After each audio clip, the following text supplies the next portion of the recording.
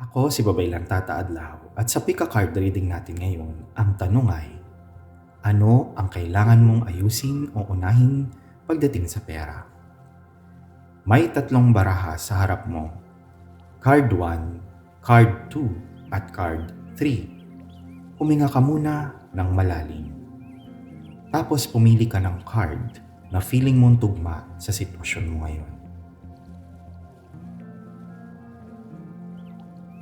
Ready ka na?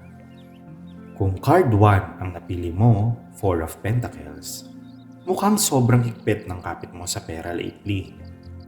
Baka natatakot kang magipit kaya halos lahat ng gastos, iniiwasan mo na.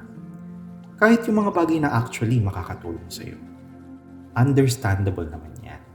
Gusto mong maging praktikal, pero baka napapasobra ka na.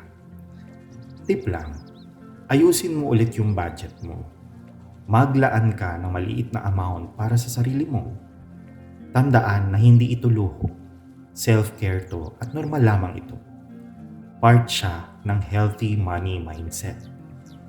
Hindi masama ang magtipid, pero hindi rin tama na pinagdadamutan mo ang sarili mo ng mga bagay na makakatulong din sa iyong well-being. Balance lang ang key. Kung card 2 naman ang napili mo, The Magician, may mga ideas ka na, may skills ka na rin, at kahit papaano, may resources na. Pero parang hirap ka pa rin simulan yung mga gusto mong gawin. Baka iniisip mo, hindi pa ako ready eh. O kulang pa yung alam ko. Truth is, hindi mo kailangan ng perfect na setup para magsimula.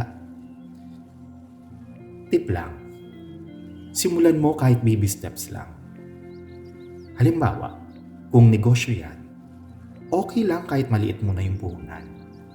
Ang importante, may ginagawa ka na. Kasi minsan, habang gumagalaw ka, doon na rin dumarating yung motivation. Gamitin mo kung anong meron ka ngayon, magtiwala ka, kaya mo to. Kung card 3 naman ang napili mo, 10 of Swords, maaaring may mga nangyari noon na sobrang nakakaapekto pa rin sa financial life mo ngayon.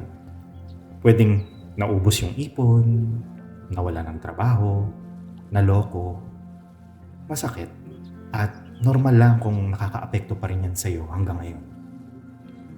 Pero good news, this card is a sign of new beginning. Tapos na yung mga nangyari. Ngayon, ikaw na ang may hawak kung paano mo gustong magsimula ulit. Hindi kailangan magmadali.